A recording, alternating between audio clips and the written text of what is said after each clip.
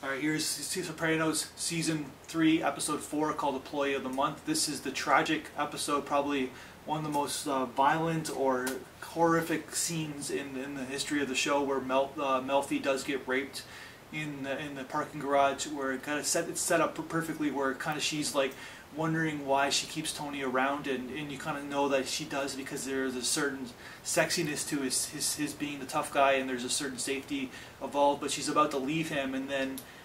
she doesn't, because she gets raped, and of course she has that option to basically tell Tony, because the guy who raped her gets off, and she has that option to basically tell Tony, where it's just kind of debatable, because it's one, like, I'm sure a lot of the audience members, even including myself when I first watched it, kind of wanted Melfi to tell Tony, because this guy does need to get justice, and that's sort of the gray area of the show in a lot of ways, where, you know, we want to take the law in our own hands. And it's the episode from Season 1 where basically where Meadows' soccer coach molests one of the kids, and Tony decides not to do anything, take the law in his own hands, and let the law itself kind of like punish him.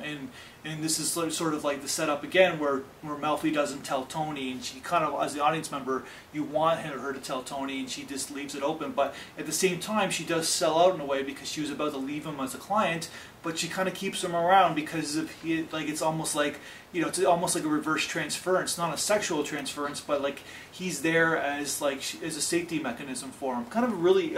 interesting episode, and it brings the setup of Janice versus Slavanta, the one-legged Russian, and that their whole battle between the records and stuff like that. And this is, yeah, and it's a very memorable episode, of course, with Melfi, and about how her never ever in the whole series ever going to tell Tony about what happened, and this guy's going to get away. And it's about Melfi's